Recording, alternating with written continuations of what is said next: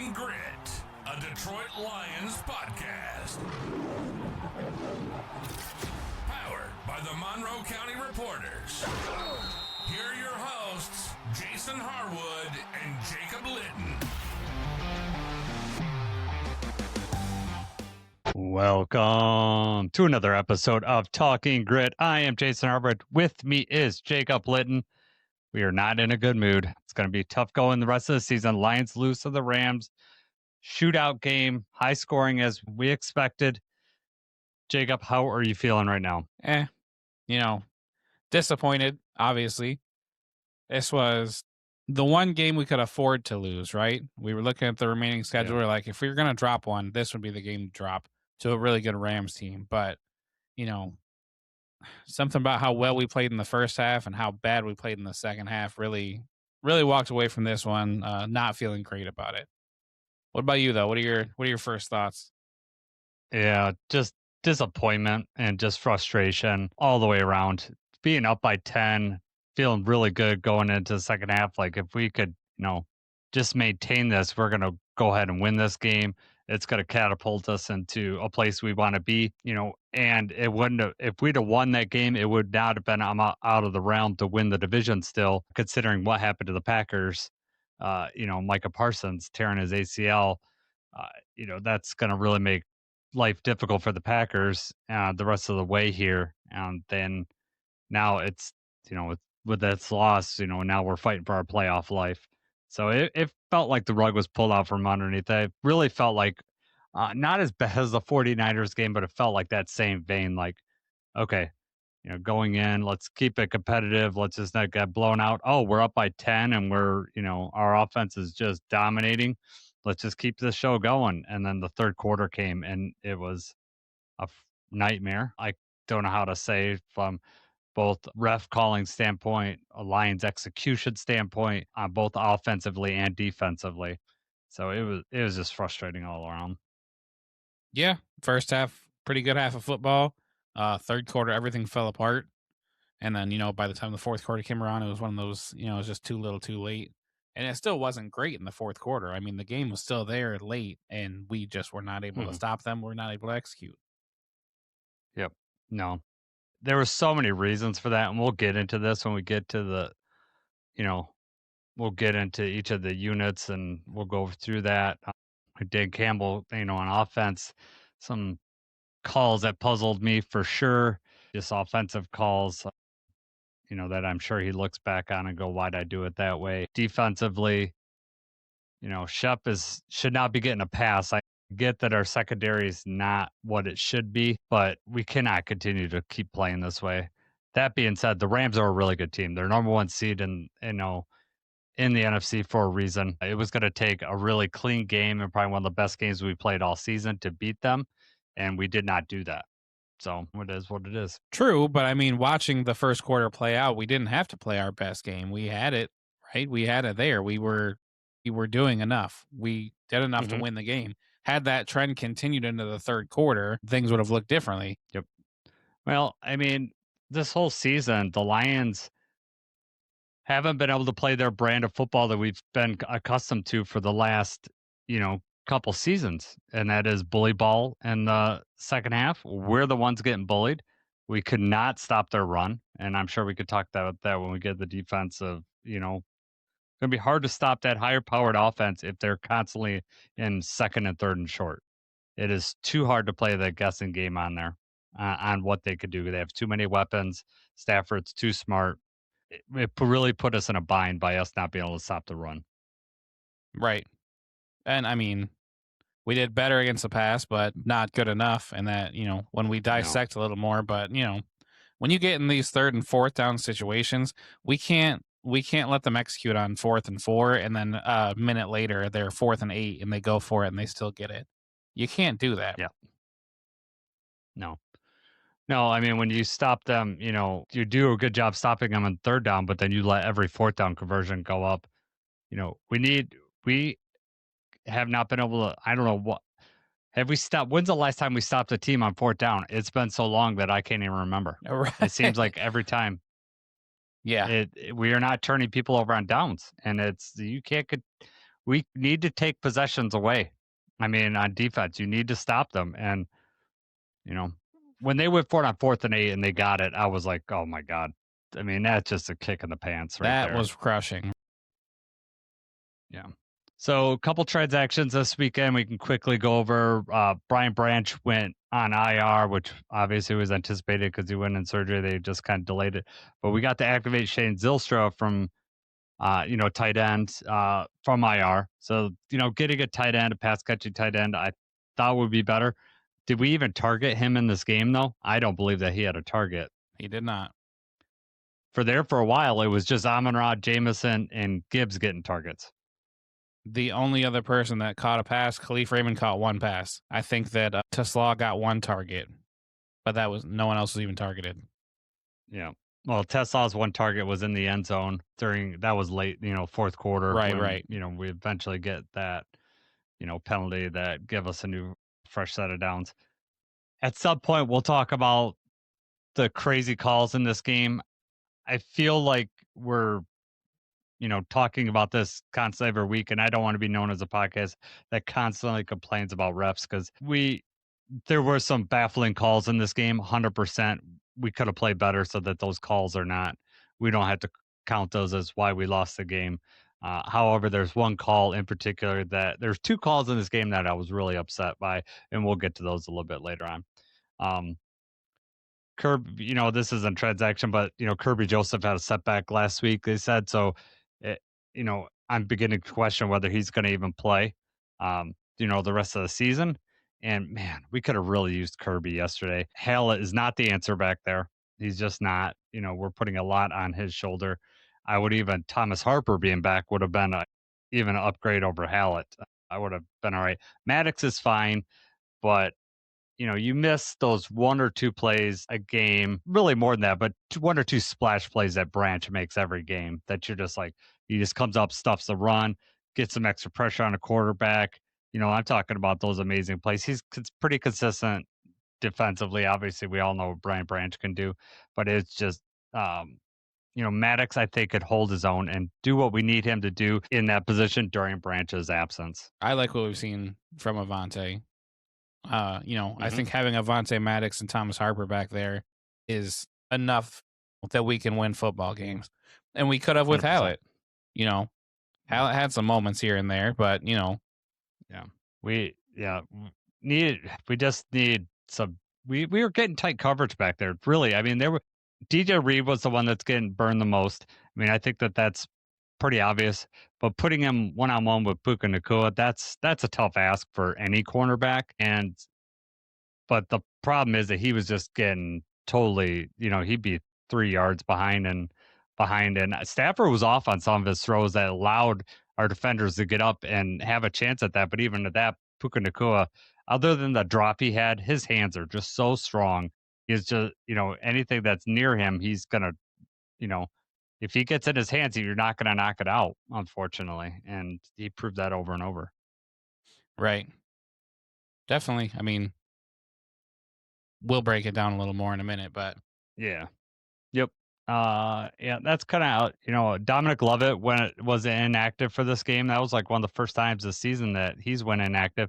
And that was to get, Tom Kennedy, who, they were not kicking two in this game. We'll get to the special teams in a second, but for the most part, they were kicking touchbacks pretty consistently, which not many teams do anymore. So I was kind of surprised, why they ended up doing that. I know we had a pretty good return game last week, but I just don't think that we're that dangerous that you decide to just kick it out of bounds. But maybe they had so much faith in their defense that they didn't want to give their special teams, any chance to screw it up. I guess I'm not sure. Maybe if that was the game plan going in, but after seeing how the game was going and seeing how our offense was moving the ball, that, surprising that they kept doing it that way.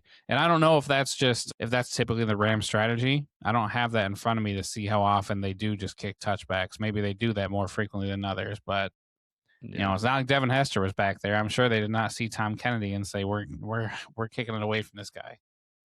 Yeah, exactly. Special teams, while we're on the subject, Jay Bates 2 for 3, missed that 43-yarder. Man, just right away, man. It just felt like we're snake bitten. And that's how a we missed killer, that. right? Because it was like, you know what? I agreed with that decision by Dan Campbell because that was the first one that was like, are we going to go for it on fourth down? And it was like, you know what? We had a decent drive. We're driving down. It's probably pretty good to get some points on the board here. And, you know, it's 4th and 4. So that's right in that mid range where it's like not exactly, you know, 4th and 1, 4th and 2. We like to do play action, throw, or kind of do whatever we want. And this is a little bit further out. 43 yarder. He's got to make those kicks. And that was just a killer right away, you know, to try to take the points, and then it wasn't blocked or anything. He just missed. Yeah, it just leaves you such a bad taste in your mouth, and you're just like, then the whole time I'm sure Dan Campbell's like, I should have just went for it if we're gonna miss that, Right, and like, we keep, there's a certain percentage of people that are like, we got to take the points when they're there, but it's a reminder that those points are not guaranteed. I know the kickers are really good and pretty consistent, but they're not guaranteed points. So it's not like you could say, oh, every time he goes forward, he's just giving the ball away. Well, we, our offense proved in that first half that we were missing. So it's potential that we gave up, because he missed the kick, a potential that we gave up 7 points. But really, if he'd have made it, it'd have been, a 4-point difference had we scored a touchdown. So I'm with you, though. I would have taken the points, but it just really is painful when he misses that kick. Jack Fox had Jack Fox type game. He did have a touchback, which was rare for him. Usually he's kicking it inside the end zone. That one, he had a touchback. Did have one inside the 20. And like we said, Todd Kennedy had one kick return for 13 yards, a punt return for 8 yards. I want to talk to you about that punt return, because that was an interesting one. And then Khalif Raymond had a punt return for 15 yards. But I believe it's the one with Tom Kennedy returned. There was 2 returners back there. Yes. That's the one where Tom Kennedy and Khalif Raymond almost fought for the ball there for a second. And then Tom Kennedy gets it and doesn't get much out of it. I was like, what are we doing, guys? I read away to you. I was like, why are they both back there? I mean, if there's some sort of play design, if there's something going on, you have to be 1,000% clear about who's receiving it, which way it's going. Mm-hmm. You cannot, in the NFL, returning punts, have a situation where there's 2 guys fighting for the ball. It was a miracle that he came down with it, really, when they're both right on top of each other like that. And it looked like he was the one coming over, like Khalif was the one in front of it. I would have to look at the replay. But I think Khalif was the one in front of it, and he kind of came over and took the ball. Is that right? Yeah, I don't know why we were getting cued on that. I was telling you that because we were like, well, were they setting up a trick play? Were were they going to, do something, and it just fell apart. It wasn't right, so they just, went to receive. I'm not sure, because Phipp let something slip on third. I don't know if he let something slip, but I just had something I noticed that he said, well, you could have 2 returners back there and for something. And I was like, well, I hardly see any teams run 2 returners. And then it just so happens this following game, we have 2 returners in the back. And so I was like, are they set, but you would think if they're setting up something, they would have been further apart, and we'd, could have passed around there, or they run an end around play where, you run it one way and then Tom Kennedy's running the other way and they flip it over or something like that. But to both try to catch it just seems like either they didn't practice it enough. Right. Obviously the communication wasn't there. It was messed up. Yeah. That was my point, is that they, that's got to be 100% clear. And special teams is, overall this year, special teams has been a disappointment. We're losing field position battles because of special teams. We have one of the best punters in the game. Jake Bates, has been serviceable. He's doing what's asked of him. He's missed a couple of them, but until Tom Kennedy had the game last week where, we got some fire on the kick return, we're just not doing enough. And our kickoff coverage has not been I'd say great. Fox is doing enough for the punt. Yeah. Yeah. Good. Sorry. Well, I was just saying the six kickoffs Fox in this game, average return of 27. Okay. Yeah. Yeah. I mean, and Fox has been all right this season. I think, his overall average is different, but we're also punting from a little, like Campbell will punt from midfield occasionally, because early on our defense, we could count on it more. And this last 4 to 5 week stretch, it's been, just giving up so many yards, and it's been bad. So let's touch on the defense. The first thing I'll say is if your offense scores 34 points, you should win the game. That's my opinion. Going in, we're the high scoring offense. We raised our average with this game, and yet, we still lost. And at one point we were down by 2 scores. It's, shouldn't happen, and I don't feel like my feeling is that we have the players. I really feel like we have the players. To me, it's a scheme choice and we're just and an execution. We're just not doing what we need to do. Agreed. Obviously it's hard with the secondary being out, but last year, how many injuries did we have last year? And we just still found a way to win with those guys, with those, I don't know if it's AG's play calling or just whatever we dialed up, but we have the players, but it does feel like almost everybody's just been a step off. Something is different. Something is off for almost every single person that we have. Aleem McNeil has been out there, and how often do we even talk about Aleem anymore? It's like he's just not, he's not been a factor. DJ Reader has his moments, not quite up there. Tyleek obviously is a rookie. He gets a free pass. Hutchinson, for all the pressures and everything that he's getting, does not really seem to get home too much. Obviously, he had a huge game this one, show you what he's capable of. But, even the linebackers, everybody that we can rely on outside of Jack Campbell, I think, is still having like an all-pro year. But all of these good players, all of our defense, it just seems like something is not gelling, something's not meshing, something's not right. Mm-hmm. And it shows up in the worst way in the biggest moments of the game. Yeah. No, and it's 100%. It's like third down or fourth down, and we are not making the plays that we need to make, that we should make on this defense. Obviously, we got a huge turnover right away, right? I mean, that was unbelievable play by Hutch. He reads that screen, and Stafford still throws it to him. Hutch makes a great play, catches it. Unfortunately, he gets caught by Parkinson coming running all the way down the field, or else Hutch gets his first touchdown. Amazing play. He gets I think they changed it to a half a sack. I think him and Anzalone split the sack there. But Hutch played enough to win this game. My feeling is, and I am not. Please don't misinterpret what I'm saying as we need to fire Shep or anything like that. I think Shep's a smart guy and he can make changes, and maybe we'll see some differences next season. But it's at this point, either teams have figured out the scheme pretty well, and it feels like something's changed, like that they've figured out that where our weaknesses is in this defense, and we're not doing enough to change it up, and we're being stubborn, sticking with whatever we have going. My worry is that Shep is so loyal to his players that he's he's gonna just give those guys the snaps, those guys that he feels that deserves the snaps, and at some point you're gonna have to change it up and change some scheme. And I know they've tried to put Nowaski in. They've upped William, up Tyleek's snaps from when after Aleem initially came back. They'd really cut Tyleek's. He's been getting more snaps, which is going to be useful for next year because DJ Reader is probably not going to be back. And I don't know. It's frustrating, this defense. I just don't feel like we're getting any key stops, and it's why we can't get any consistent winning, because we're not getting enough stops. And the offense can't just keep winning. And I'm not saying the offense is perfect, but the offense was not the reason we lost that game yesterday. Right. Offense fell flat. But like you already said, I mean, when you put up that many points, 34 points should be enough to win you the football game. We have to count on the defense for a handful of stops, and those stops didn't come. Yep. And I will say that in the third quarter, when the offense didn't do it, I don't feel that it was necessarily the players on the field fault. I think that there was a call that was really bad by the refs, and I also think Dan Campbell got stubborn. He even said today that he wanted to get the run game going. And, he's trying to run and the problem is he kept running. Monty, we're switching over the offense apparently, but Monty was. You're getting yourself going. You're getting worked up. I know. Well, I am, because I'm really passionate about this game. Like, it got me really upset. But Monty was doing good. Like, he was having a lot more success, and then we never went back to him. In the second half, we never went back to Monty running the ball. And I don't know. I don't know why we do this.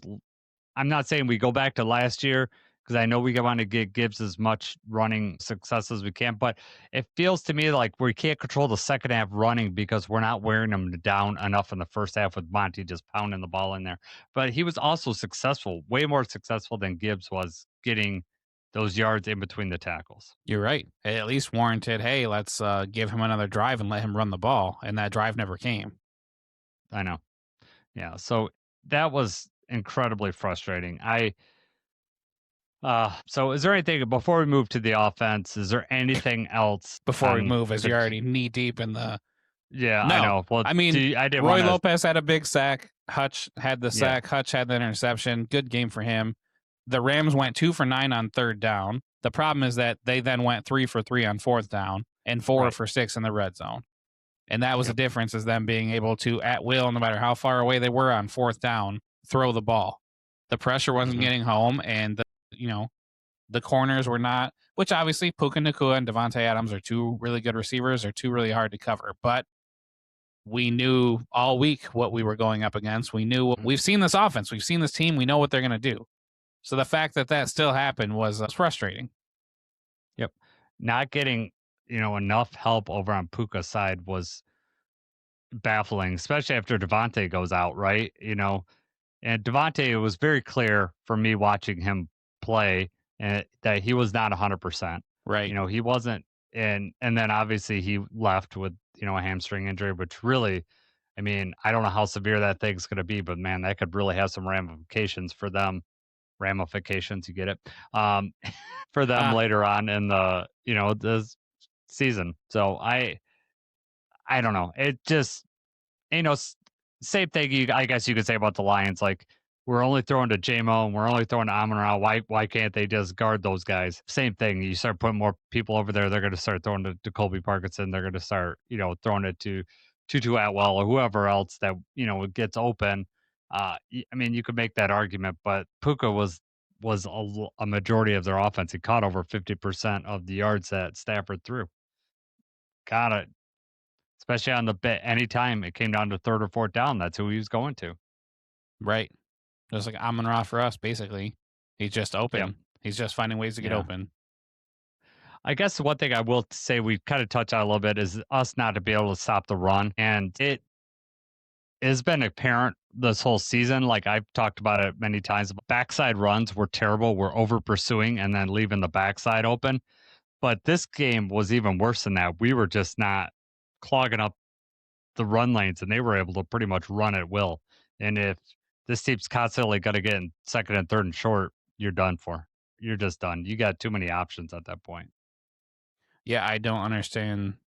Like watching it live, and I can see, you see where the hole's developing, you see where the play's developing, and we still have Anzalone and Campbell dropping back as this is happening. You can't spot them the first 3 or 4 yards, especially with these, quick. That might work on a bigger running back that's going to try to run you over. But these guys are smaller, shifty, they're fast, and they were breaking away. You can't spot them that much. And it was multiple times. Anzalone's on the wrong side of the pile. He's anticipating the wrong hole, the wrong spot where they're coming from. And I don't know if that was just, that's his, if that was the play call, that's what, what hole he's supposed to be looking at. I don't understand.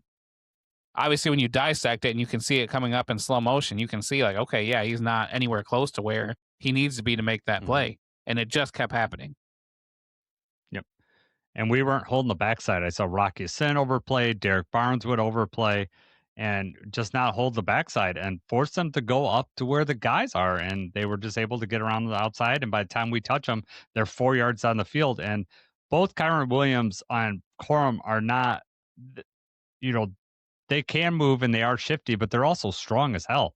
And so they're going to fall forward. They're not just going to fall, unless Jack Campbell's hitting them like full force, they're going to fall forward on you. And they kept getting consistently through, 4 yards. And it was just before they're touched. And right. So I was saying, we're spotting them. I mean, this was not a good game from Derek Barnes. It was not a good game from Davenport.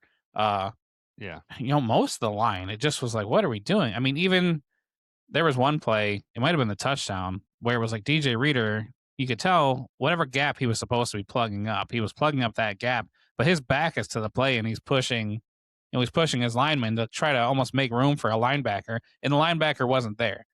I don't know if that one was Campbell or Anzalone, but the linebacker was in coverage, lost. And it was, I think both of those touchdowns from the goal line, he was untouched, right? Yes. I mean, they were almost just simple. Right. Yeah. I mean, they were, I would say, one was a walk-in. The other one, I wouldn't necessarily say was a walk-in, but minimal resistance, I will say. Right. Yeah, and I mean, we had, how many times do we have to stop them when there were penalty after penalty down there? Man, when was that? Was that the first quarter or second quarter when it was like trying to find. Pretty sure that was the second quarter. Second quarter, at the beginning of the second quarter. They get down to the 3-yard line. Incomplete pass. He tried to hit Devontae Adams. Blake Corum goes up the middle and gets stopped by Hallett. Then Stafford tries to throw it again from the 1, and that's when they called a hold on Anzalone. Then they try to throw it again, and pass interference on DJ Reed, but it was offset by holding on the offense. And that's when he ran in. You know, at that point, I guess they're just gassed. How many times can you stop him from within the 5? But yep. No, it was poor showing by the defense all around, and it has been for a while. I don't think it's not fixable, and I'm not one here that thought, I don't know.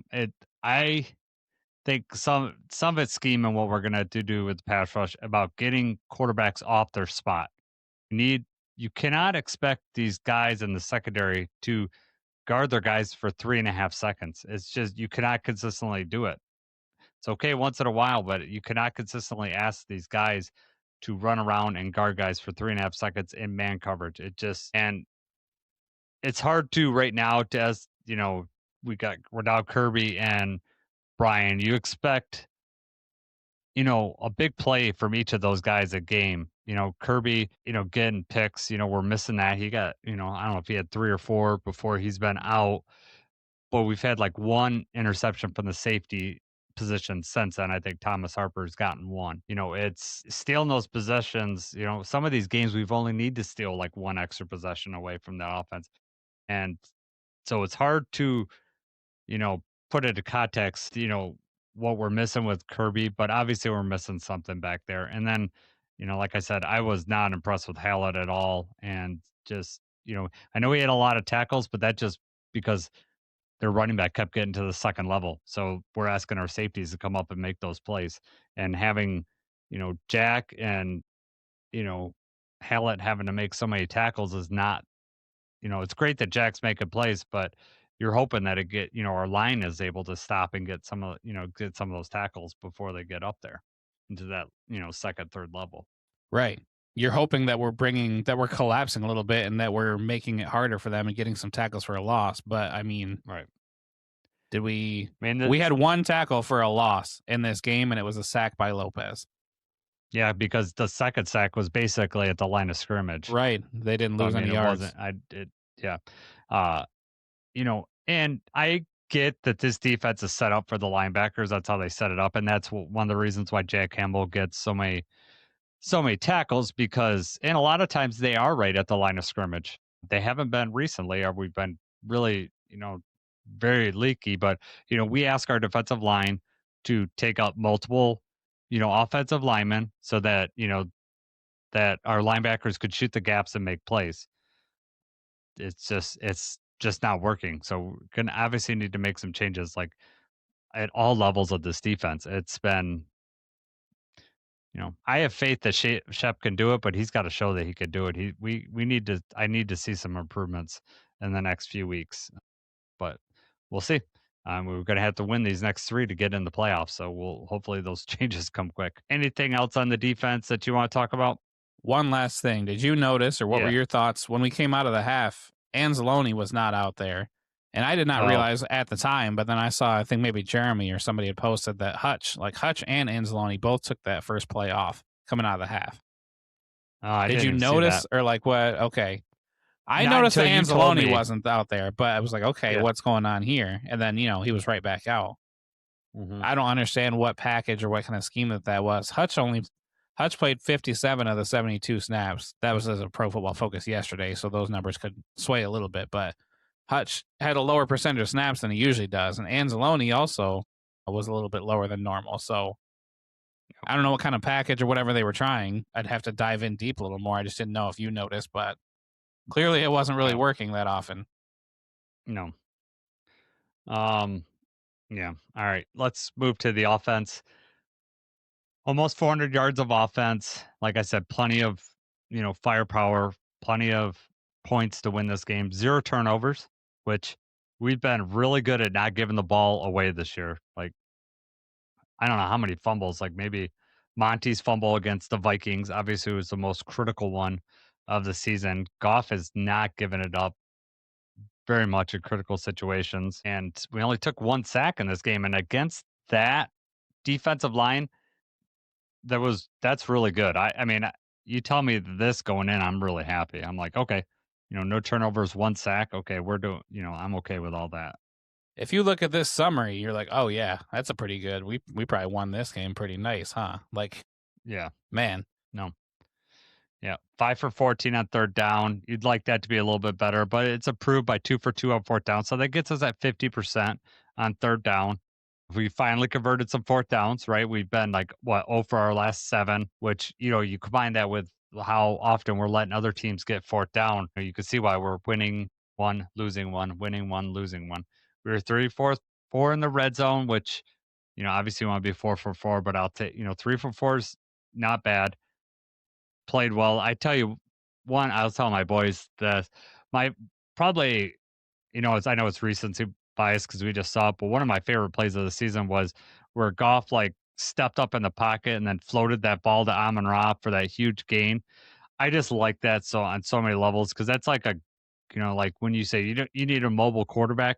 Well, that's what when you're asking for a pocket passer, that's what the mobility you're asking for. Just slide around, create time, and man, you don't see Goff throw balls like that, like just floater balls like that very often. I know it's dangerous to do that over the middle, but he just floated that perfectly. And Amon-Ra did not catch that cleanly right away. Like he double clutched that. Like if he'd have dropped that, oh my God, that would have been devastating. But yeah, you know, luckily there was no one else around him to not jar that ball loose upon first contact. And, what do you take that for like 50 yards or something like that? Yeah, it That was a was an amazing 52-yard play. pickup, and that was Yeah. the first play out of when we gave up that touchdown. So we give them the Mhm. lead 10-14, and then we answer back right away. And you're right, that was Yeah. a really nice play. Goff stepped up, kind of maneuvered in the pocket.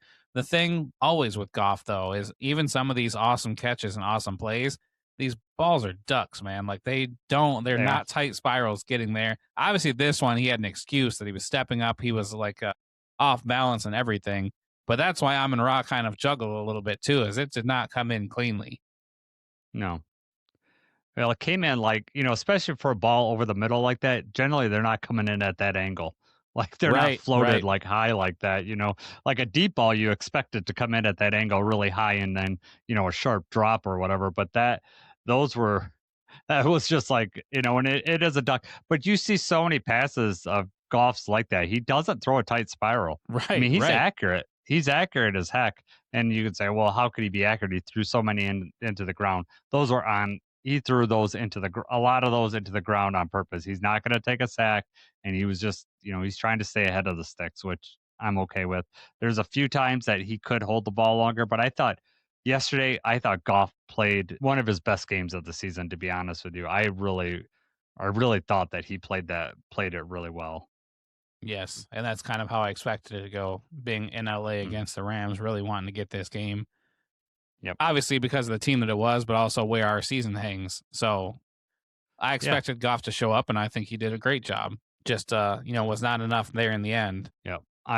It wasn't. And, we could get that to that third quarter, right? So third quarter, we come out like we run.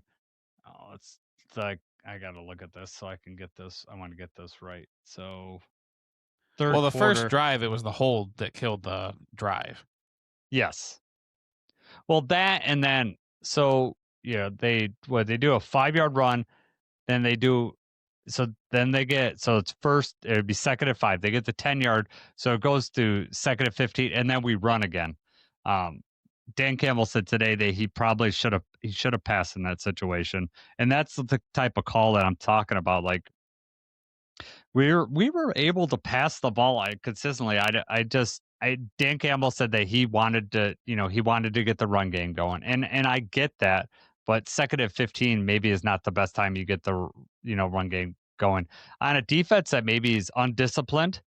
Yeah, that would be a fine because they're maybe they're setting up, but the Rams are a really disciplined team, and they're not going to be surprised by that, especially with the Lions. They know that we're going to do stuff like that. We're not catching anybody by surprise on 3rd and 6 and running or anything like that. They know that. They're prepared for that now. I don't hate just the fact that we ran it on 2nd and 15. if we didn't already, that was Gibbs' third straight run on the drive. He's already ran twice. Obviously, he's a little bit gassed. He's not, he's out there because he's a home run hitter, right? And that's not to say that he was too tired that he wouldn't have been able to do it. But, I mean, I think that's the threat that you have on 2nd and 15 when they're expecting that it's going to be a pass, that, you can surprise them with a run.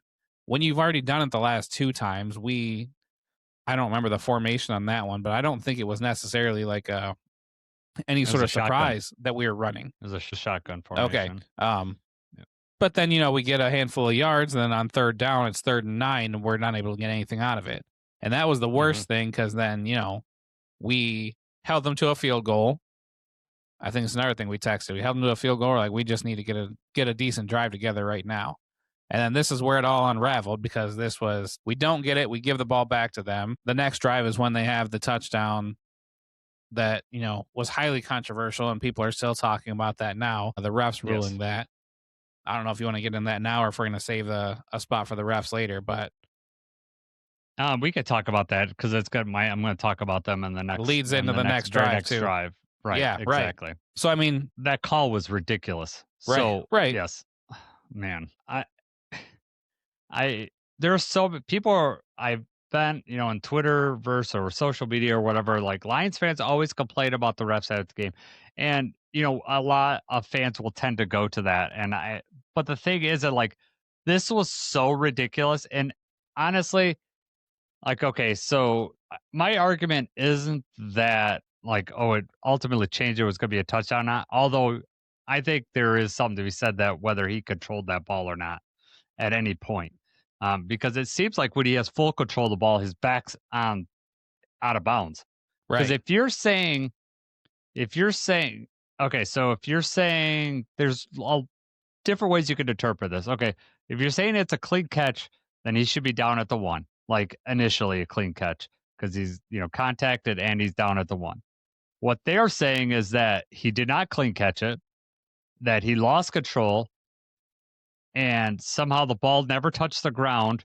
He was able to get control, and by the time he got control, he was in the end zone.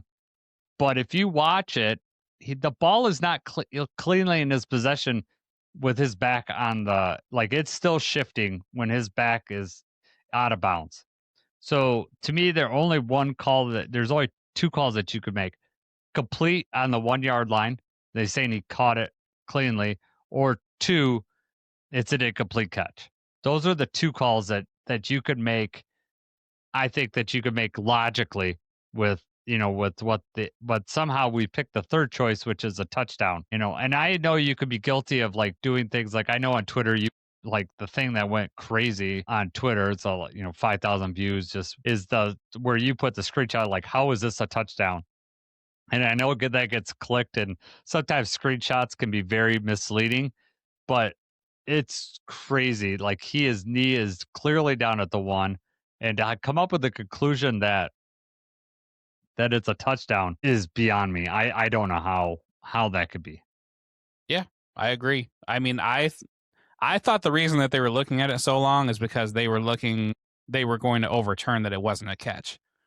And yes. When you got the announcers talking about it, and they've got whoever, whatever ref officiating. Dean Blandino was in there. Dean Blandino was the one in there. Yeah. When they've got them talking about it too, to me, it clearly looked like it hit the ground. Even if you could say, well, maybe his hand was in there, how his hand was in there, maybe that's what they're looking at. They can't determine.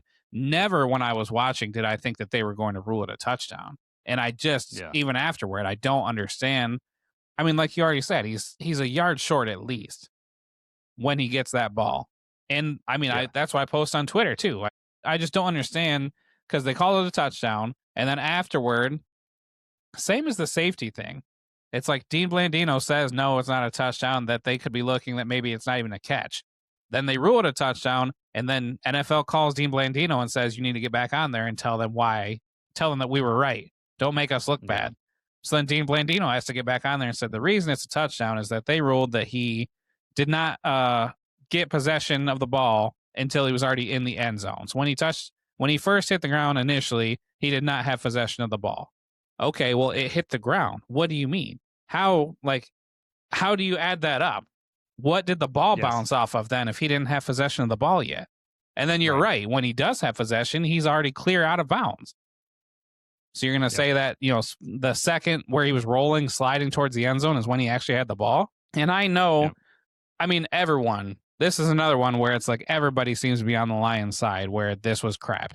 Everyone that watches the play, everyone sees it. That's, it's obvious that it was crap. I haven't heard the refs, reason for it. They didn't release the pool report. They didn't release the pool report. Exactly. Not that it matters anyway. But, at the same time, for the Rams, because even the Rams fans, are like, yeah, we probably got away with one there. But, we had just given up. They were throwing it deep this whole drive, and they were hitting the Devontae Adams. They were doing it. They were, they were picking us apart. And then, if it was a catch, if they ruled a catch from the 1 yard line, then we're back in a situation 1st and goal from the 1, and we've got to stop them 4 times. So I know that maybe in the grand scheme of things, this doesn't change anything, but this is just another one of those things where we can look back, and it's unfortunate that we have so many of these that we can make entire episodes about this. And we have. Yeah. And, now we just have more to add to the list after this year of times we've been screwed by the refs and times where it's blatantly obvious that it should go one way and it doesn't go our way. Yeah. I think that's what it is. It's like the egregiousness of it for me is what's baffling. Like, that's what makes me mad. But I will tell you, there was a kickoff after that. And then it's us taking a deep shot to JMO, right? And 9 times out of 10, Lions get flagged for pass interference on that. Like, they had a guy had a handful of jersey. He also tripped him up too. And JMO is still running if they don't trip him up. Like, he's running full speed. And that's why I feel like, he doesn't come down with the ball. Even Tom Brady goes, and he's tripped up there. Like, he didn't say, like, touch before the ball, but that's the only time he could contact him was before, that's what led him to reach for the ball the way he did, because he was tripped up. And that was a huge, that momentum switch. Because then, like, what we ended up, we ended up, is that the sack? That was when they got the sack, right? So right we didn't get that, so, which was one thing, but then the sack was just brutal.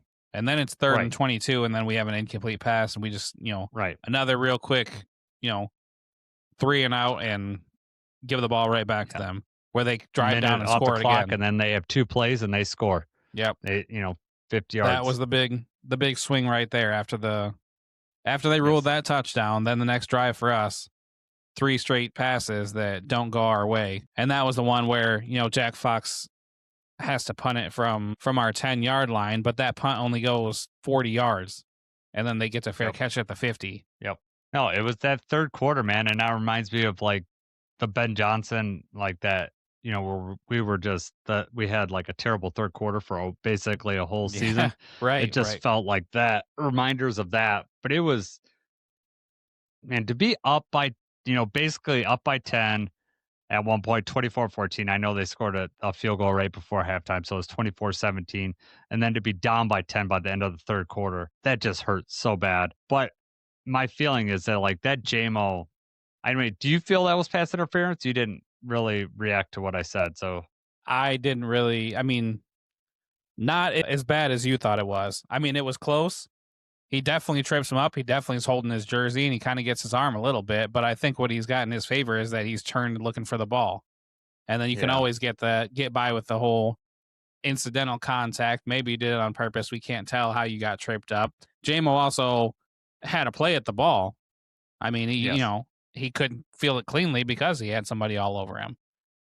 Yep. But that's one of those things, you're going to let him play. You're going to let him play. But, like, when JMO got interfered with really bad in the end zone, it was when they're draped all over him. He's hanging on him. And then the safety that was holding him, or the corner that was holding him, actually has looked at the ball and trying to make a play on it. But then the safety is the one that has no idea where the ball's at. So he almost just boxes him out and falls back and hits him. Like, but they have eyes on all of that. Why are you not making that call? And then instead, they're like, well, let's get them back. Then they call pass interference on a play on Amon-Ra where the ball was not catchable. That was a terrible call, too.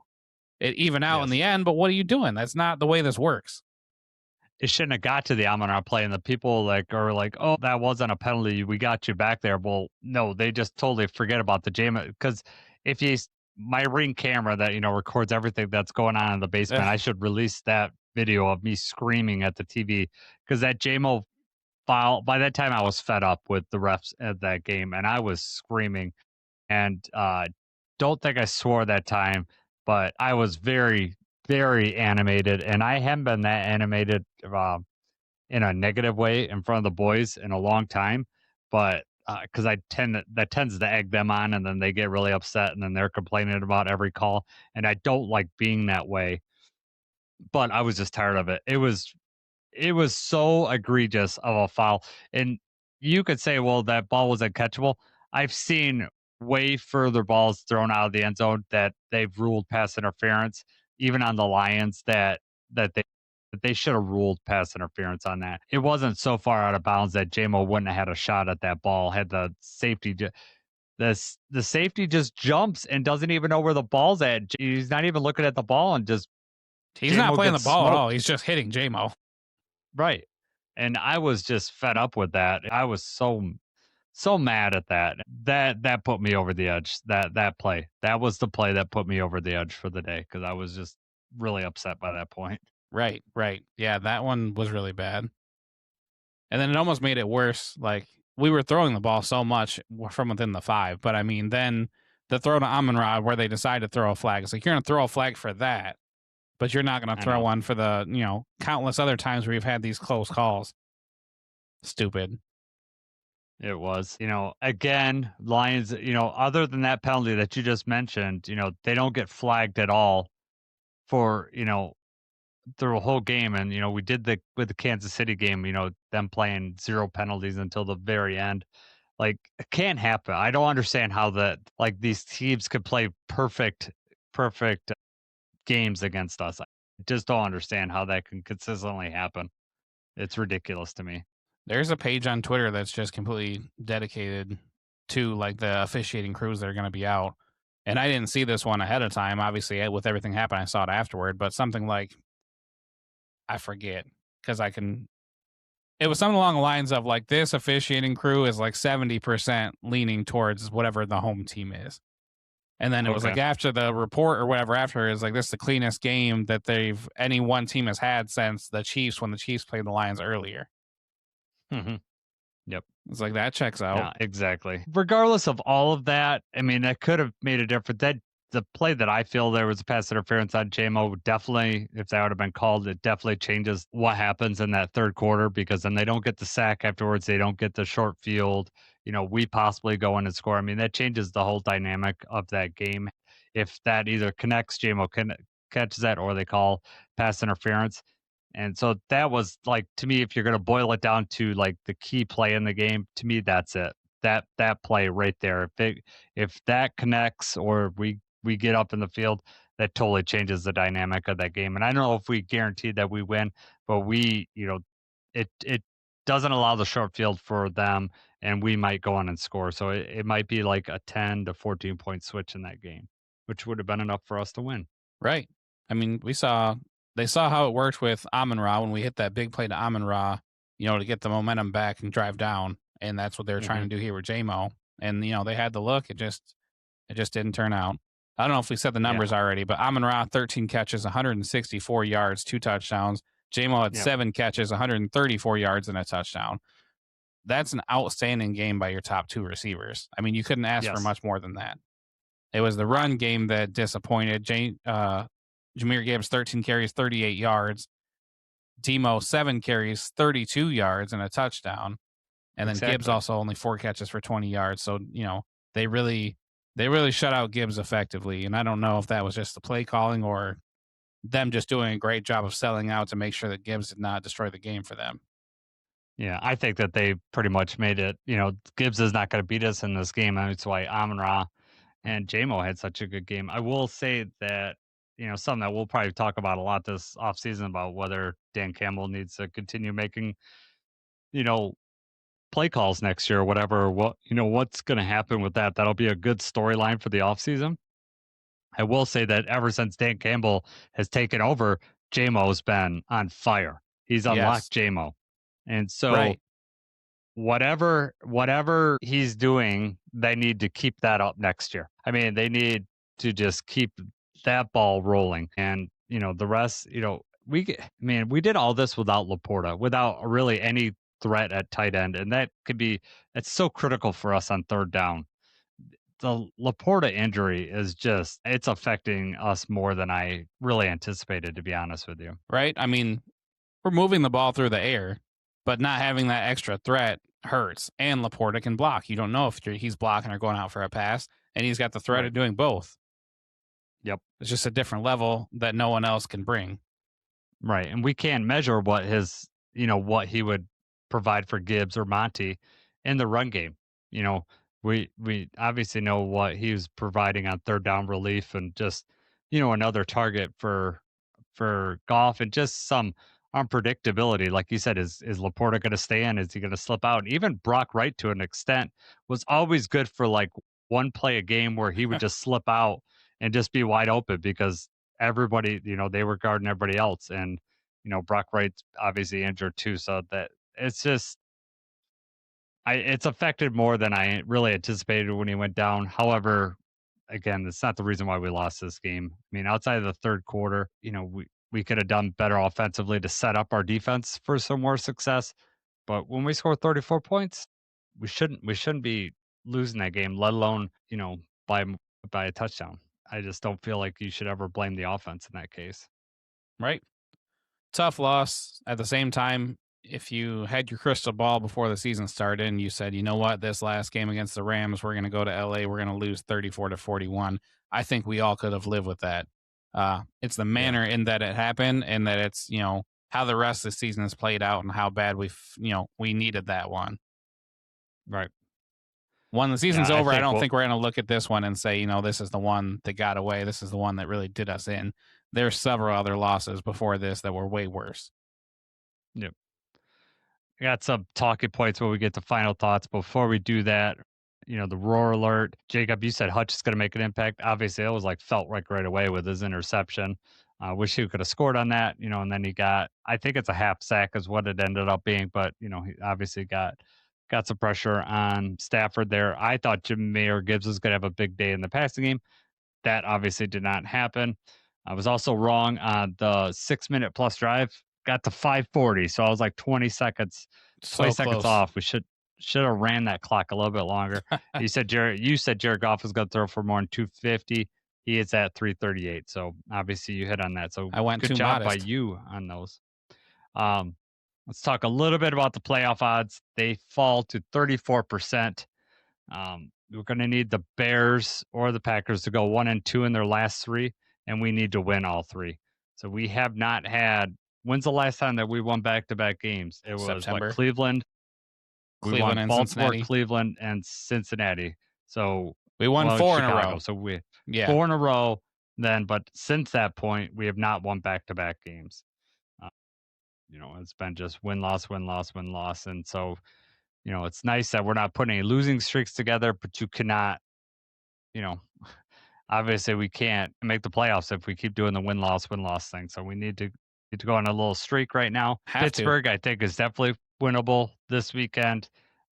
Minnesota has their Jekyll and Hyde. I know that they just beat the Cowboys, and JJ McCarthy looked good yesterday, and then they won 31-0 the week before. So we'll see what kind of Minnesota team that we get. I know Jonathan Grenard just went down for he elected for shoulder surgery, so he's going to be out for the rest of the season. So that's definitely in favor of the Lions because he's a very good defender for them. It's going to be one of those interesting games too, though, because you got the Steelers Sunday at 4:25, and then short week we got the Vikings. We go to Minnesota on Thursday, which luckily the Vikings are traveling the Sunday before. They're in New York, I think, so it's not like they don't have the travel thing to worry about either. But they're going home. And, a lot of weird things happen on these short Thursday games, and we can't let that be one of them. Yep. No. Well, the weird thing is that maybe we get back-to-back wins because that's been strange for over 10 weeks. So that would be the weird thing. We win this weekend, and then if we want to sniff the playoffs, it's got to be back-to-back-to-back. We got to string these together. And then, what that sets up, if Chicago loses one of these next two, you could be looking at a win, winner. It's the first playoff game would start week 18 for us. because it could be win or go home against Chicago. Which, I mean, the and then first that could playoff be game needs to maybe start right now, though. Like losing's not an option anymore. Sure. It's over. So 100%. You're right. You're right. 100%. Yeah. So like when you're talking about the playoffs, it's like talking about you got to win these three, and then you'd have to win 3 playoff games, and then the Super Bowl. So we have to go from not winning back-to-back games since week 5 to all of a sudden we got to win 7 straight if we want to win the Super Bowl. Let me ask you, Jacob. I've seen a lot of people online. I think it's just frustration. Like, hey, we should just tank the rest of the year. Like, why are we doing this? Are you in that boat? Is there any part of you that agrees with that sentiment? what would you possibly tank for right now at this point? Yeah. Because you want to pick, 16th in the draft? What are you tanking for? Yeah. What do you possibly have to gain by just giving in right now? I mean, we'll put a little, like, this is like going for it on 4th down, right? Like we just, we want our offense to have the ball at the end of the game. Even when we've got the lead in a close game, when it's 4th down, we seem to go for it. This is one of those things where we're going to go for it. We don't know any other way.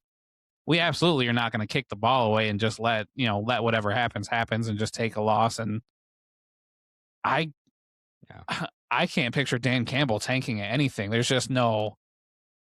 Amon-Ra, can you picture going to Amon-Ra and saying we're just going to go easy and we're going to tank? What are you even talking about? We're going to hold you out of this game. No, I have not seen that. Thank God, because there's nothing to tank for in the final couple weeks of the season. You can't even call it tanking anymore. Yeah. Well, there's people like, when losing starts happening, then all the negativity come out. And I've seen more and more anti-Brad Holmes and even some Dan Campbell stuff coming out. And, and it's after every loss, but it's getting louder because, the results this year are not what we wanted them to be.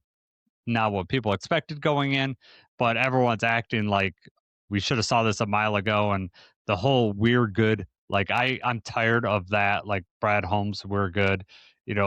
That narrative that people just keep going back to. I'm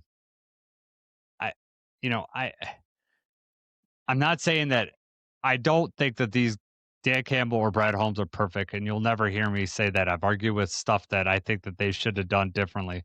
But to also flip to the side and say they don't deserve to have a job, or, to argue with saying that they haven't done anything is just people being mad and frustrated with the team's not doing as well as they should, as they expected them to do.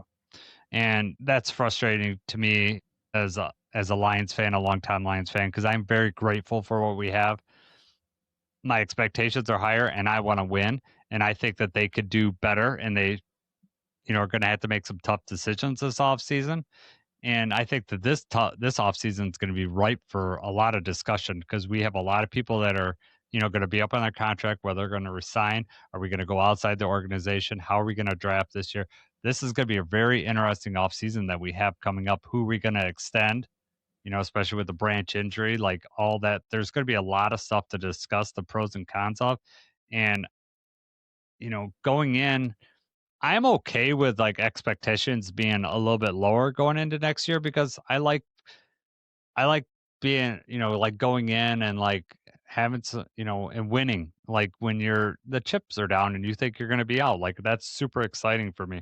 Like if we had to beat the Rams, that's what I felt like this weekend for me. Like I thought we could win, but I was not expecting us to win. But had we win and win, I would have felt really, really good. And that's part of the reason why I left that game feeling so defeated because we were up by 10 going in. I felt like similar to the Rams game, like, all right, I want to make this game competitive. I think that, we could win, but the Rams are a really good team. So like, I didn't want to discount that either.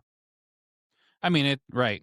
It's every single loss. Doesn't matter, the Eagles, the Packers, the Rams, the Vikings should be the worst of them, or the Chiefs looking at it now. But every loss we have to answer these questions. But I mean, I like the expectations being high. I do think that it lessens the blow and people are not as mad when the expectations are low. And I'll make a little pharmacy reference for you here. But like, if they drop off their prescription and you tell them your prescription's going to be ready in 30 minutes, if you get it ready in 15 minutes, everybody's pretty happy. Like, man, that wasn't so bad. That's really nice. If you tell them their prescription will be ready in a minute or two and it takes 15 minutes, they're writing corporate and they're mad and complaining. It still took the same 15 minutes, but it's the perception and everything that you've got. Yeah. And that's, the way the team works. And that's why people are mad, is because of how the season went last year. We expected to perform even better. We had we had the DJ Reed signing. We had we had a lot to be excited about this year. And it's not that the season is over yet, but I mean, here we are, week 16 going into this week. We still have the number 1 offense, but our defense is now 23rd, and we're in the middle of the pack in the NFC North. And the new standard of Lions football is that that's just not good enough. So I do think, the team's going to have to look a little bit different next year. I don't know if Brad Holmes, is a little more conservative with the draft. It'd be interesting to see what their strategy is there. Do we keep Johnny Morton? There's a lot of interesting topics in the offseason, but I'm not ready to throw in the towel yet. No, I'm not either.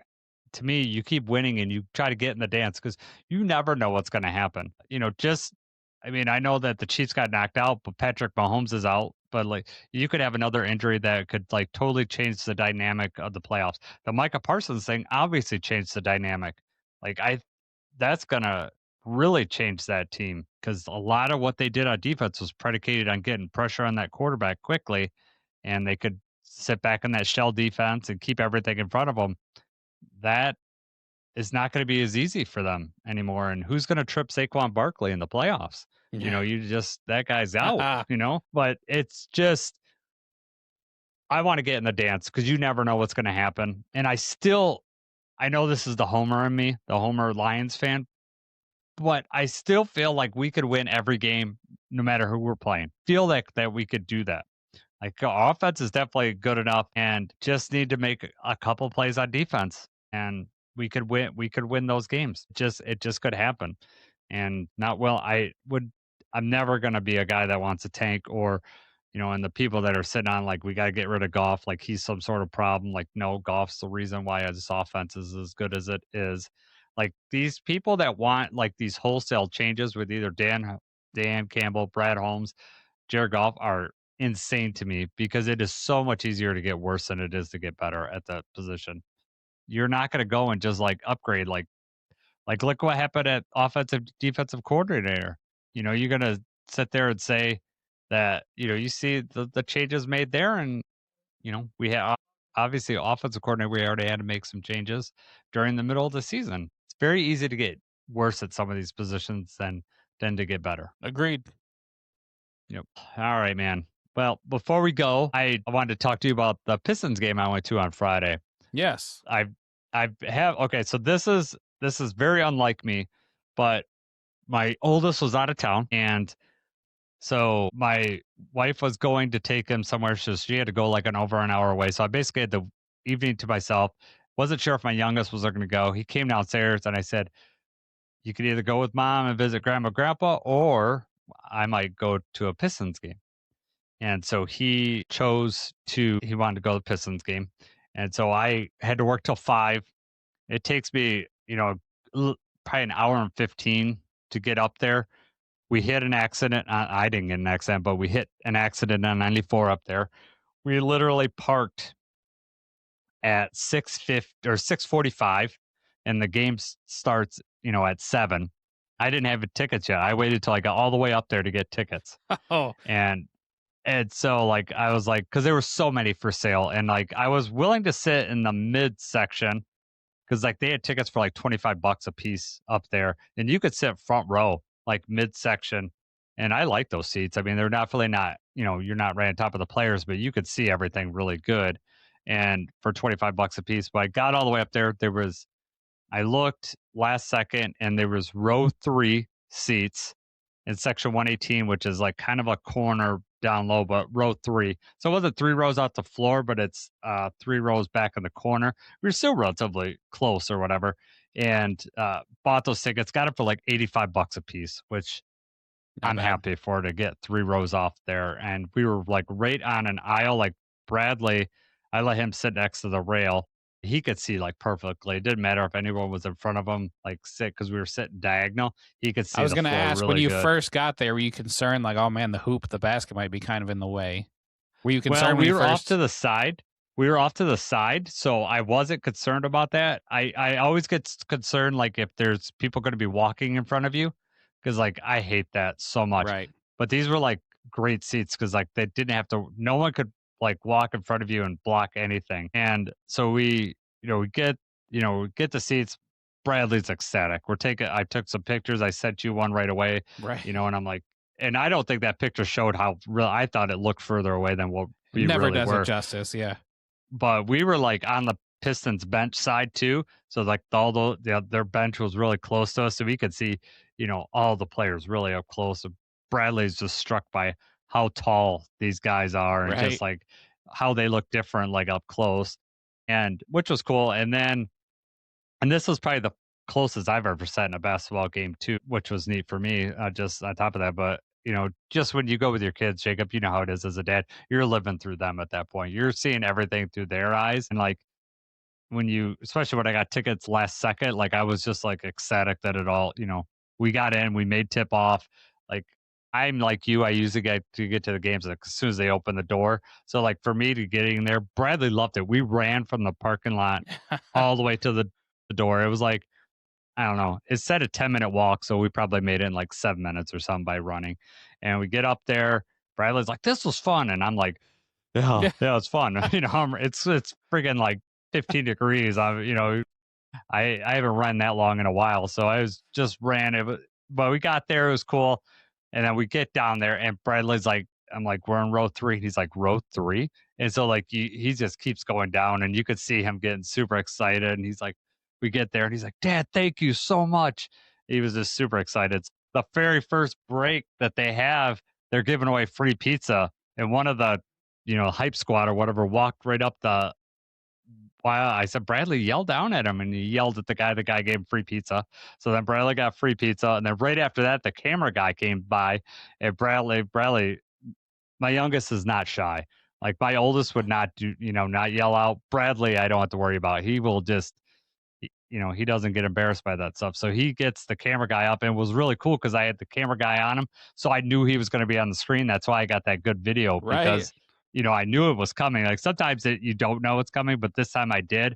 And so I was able to record it. And Bradley, like I've watched that video, I don't know, 25 times since I've recorded it. And he just looks so happy in the video.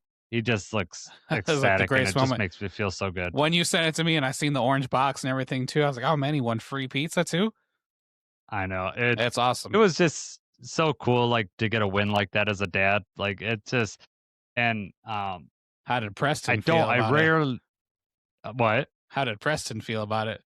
Missing out on the free pizza. So Preston was gone the whole weekend. And so he gets home, and Bradley tells him, and then Preston's first reaction was to me, he goes, "So I get to go to another game, right? Just you and you." So like that's his first thing. Like I want him to be more excited for Bradley, but really, it's a younger brother. He's a little jealous, and it's just the way it went. But he was not like a jerk about it. But his immediate thought, just like any 14-year-old, goes to immediately like, "What am I going to get out of it?" And so I told, because I already owed him a Pistons game because I got free Red Wings tickets from before. So I told him, I was like, well, we can go to 2 Pistons games. He's like, well, Bradley went to a Red Wings and Pistons game. I said, well, Red Wings games are just more expensive. I said, if you want to go to a different sport, I'll just take you to a Tiger game, just you and me over the summer. And he's like, okay, I'm cool with that. So we'll, because you can go, Red Wings games are really expensive, at least when I look for tickets. Pistons games, depending on the game, you can get for like, like I said, $25 a piece, which to me is well worth going up there for that, especially the way they're playing lately. Yeah, I missed my chance for the Michigan Wolverines tickets because we went to the Michigan football game. We leave early at the Michigan football game, and we end up walking out behind the Michigan basketball team. So then, of course, JJ and Milo were all about Michigan basketball just because the guys were right in front of us. And I looked for tickets, and I was like on the fence about it. Michigan basketball has just been lighting it up. They've been playing so well that now tickets are impossible. Like you'd be like, it'd be cheaper to go to the Pistons game. I saw one like for the Michigan versus Michigan State. Somebody's trying to sell tickets for like $600 or $700. Wow, insanity for a college basketball game. But yeah, but Michigan's, well, depending on the poll you look at, they're either 1 or 2.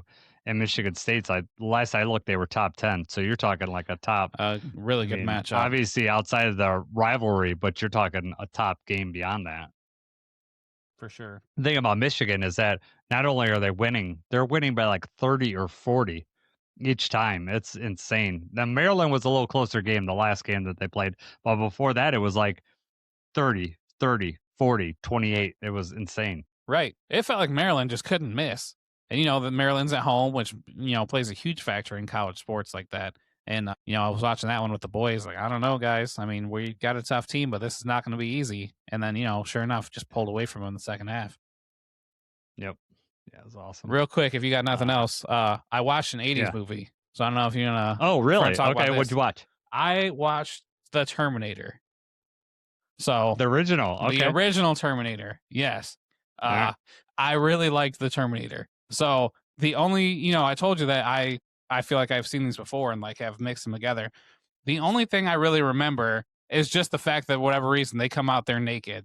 Like when they first time travel, they're naked. That's the only part I remember. And I don't know if that happens in the other movies because obviously I haven't, watched the other ones. Yep. But no, it was really good. It was hilarious how bad some of the CGI and stuff was. Mm-hmm. The scene where Arnold's eye is messed up, so he's got to like cut it out. Yeah. The mask and just the way he looks and, hilarious. But I mean, it, did not. I go into every movie with an open mind. So I'm not expecting, and I know it was made in the 80s. I'm not expecting any kind of, super hyper believable explosions and stuff. But then when he's the cyborg, like his skin's melted off and they're still running away from the robot, just so choppy looking and everything. Yeah, that's the stop motion there. That's how they did that with stop motion. You would think that James Cameron, like, because the part, it's after he comes out from, the semi burning up and it's just maybe a 6 seconds, of him running. You would think that they would just edit that. Like they could edit that and make it look so much better right now. Like, right. And that it seems like they could easily do that. And James Cameron's made enough money that he could probably send he could sell a whole new set of, DVDs with, saying re-edited with, current CGI or something like that. So what were, do you think you don't remember anything from that movie? So you think this might be the first time you saw it? I mean, bits and pieces looked kind of familiar, but no, this was like the first time that I can say, like, I sat and watched all the way through and got the, how everything tied in together. And he like uses the voice of her mom. She's trying to call her mom, tells her where she's at. I could tell right away. And then sure enough, it cuts. Which did it say if he killed her mom? I don't know if it said, but it just implied because you go in there, see there's wreck. I mean, the house is wrecked, and then he's got her voice, so that's why I don't know. Yeah. No, I liked this much more than Rambo. Okay. I liked the, the 80s like sound effects and the music that they played, like when the Terminator was on the screen.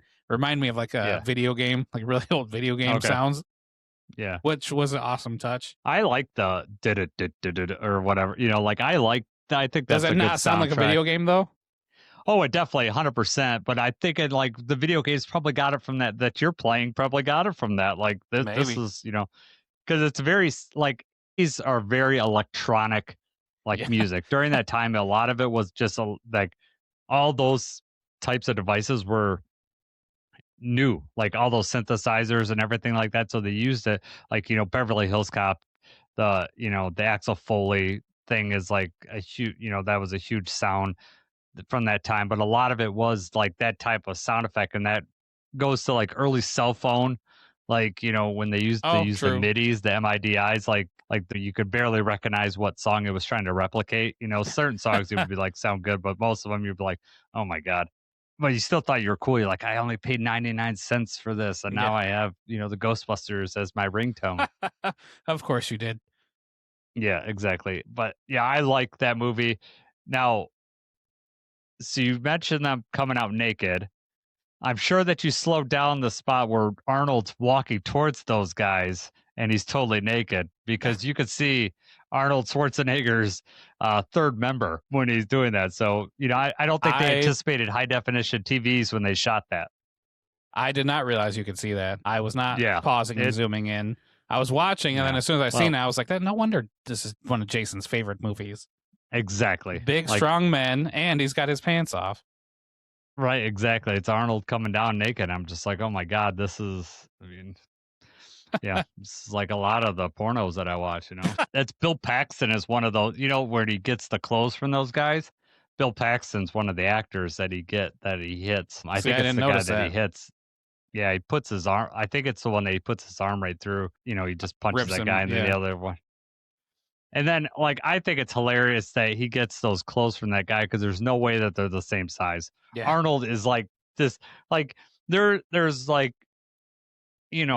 very, less than 0.1% of the, maybe even 0.01% of the population would have clothes that would fit Arnold. And it's not people walking around at night at 2 a.m, right, in New York or skinny guys that are, right. Yeah. I didn't understand where they had the one where this like right after the eye. This might have been when he was like cutting into his hand or his arm or whatever. But like they've got he's staying at some like motel or something. Guy knocks on the door. He's like, "Oh, you got a dead cat in there or something." And then Arnold's just in there with like flies on his face. I don't understand. Was that just supposed to imply that he had been in there for a while and like his skin was rotting? I don't. Yeah, because this was all supposed to be the events of like a day or two, right? I don't. Yeah, I don't know why it would smell like that already. Like, like that part I didn't like really get. The thing I liked was like when it goes to it shows all the possible things right. that he could say. Yeah. And then he goes, F off, asshole. I like that. That was probably supposed to be futuristic looking too when it like cut to the red and stuff. It's supposed to look like a computer. It's like, this looks way worse than it did before. And this takes place in what, 2029? Well, that's when like that is like present day, so that's like 80s. But like his technology is from 2029. Right, that's what I was getting at. Is that when he comes back? Yeah, and then it cuts to 2029, and there's like the big, just the machines have taken over, and they're all in hiding. Yeah. Well, I could tell you that when I saw that when I was a kid, I was like, oh my God, that's crazy. Because like we didn't even have a personal computer at that time. So like to see a readout like that, you're just like, that's mind blowing. Oh my God. Yeah. Man. Yeah, I get to think of things differently than you think, but I'm glad you like that movie because I think it's really good. Now, would you compare? Did you like T2 more than T1? I need to go back and watch Terminator 2, but I remember liking Terminator 2. I don't know that this one. It was good. This was better than what I thought it was going to be. Like I said, I go into these things with an open mind, but as it's going on, as it starts and everything, like, I don't know. We're going to give this one a shot. I'm not sure. Yeah. I did end up liking it though. I would put it in front of Rambo, but behind Die Hard. Okay. I like Die Hard better too. It's one of my all-time favorite movies. The first Terminator, really, when you think about it, when you watch it, it is closer to like a Halloween or a Jason movie where you have like this unstoppable force. Right, and I really think that like a lot of like the inspiration for that movie is like, let's have this supernatural stalker. This time it's a robot. That's the reason why it's unstoppable. You can't stop it. But, let's add these sci-fi elements. And, it is a cool story. Like, and it obviously, like the AI taking over is really relatable to today, right? Like, we're more AI stuff. Like sometimes you watch those movies and you're just like, okay, that's pretty relatable for, what's going on right now. You can, sometimes things are so outdated, and there was obviously certainly outdated graphics. The clothes and the hairstyles are insane from that time, but that's my favorite part about watching like the 80s and 90s stuff is just seeing the old things. And even just like when they drive by and you see the old logos like fast food restaurants or just the products that they have. Yeah. That's a nostalgic thing for me, seeing all the 90s stuff, the way things used to be. Yep. Yeah. It was funny though, like you had mentioned, like the unstoppable thing, like he gets blown up and then it's just the front half of him is like chasing her down the duct or the hydraulic press or whatever. Yeah. I did not care for it. Oh man, what did she say? She says, "You're terminated." Like he's got like his claw around her, said, "You're terminated." She just magically knows where the button is and how to turn the press on the perfect timing. And somehow the hydraulic press is enough to destroy it, but the bombs were not. It crushes it. Yeah. No, it also is a mind screws with your mind because he sends Kyle, John Connor sends Kyle Reese back and it ends up being Kyle Reese ends up being his dad. So it's like, who was his dad in the first place if Kyle, it's one of those there's things a where you start time to think too hard about the time Yeah. travel thing. The chicken or the Yeah, egg, what came yeah. first? Right, exactly. Like, how did John Connor come to be if, there had to be a future first? Like, it'll really mess with your mind. But that came out in 84. Back to the Future was right, the next year. So there was some time Oh. travel stuff going on around that time. Like, time travel, Back to the Future, I think, was 85 when it came out. So, yeah. Well, I'm glad you liked it. All right, man. I think we head out of here. Anything else? No. Moving man. on. Give your assignment. You got to find Ghostbusters, dude. Right. All right. All right. For Jacob, I'm Jason. Let's go, Lions.